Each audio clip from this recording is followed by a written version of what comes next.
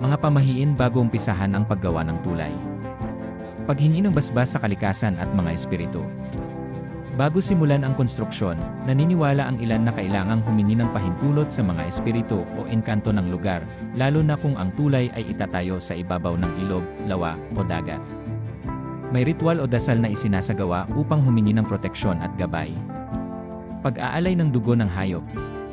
Karaniwang manok, baboy, o baka ang inaalay.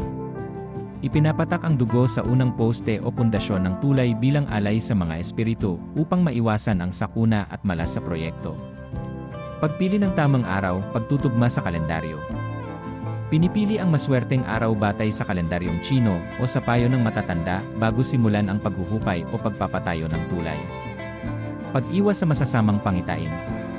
Kung may makitang ahas, uwak, o itim na pusa sa lugar bago magsimula ang proyekto, itinuturing itong masamang senyales kaya't ipinagpapaliban muna ang pagsisimula. Pagbabasbas ng pari o albularyo. Sa ilang lugar, nagdadala ng albularyo o pari para basbasan ang lugar at mga manggagawa para sa kaligtasan at tagumpay ng proyekto.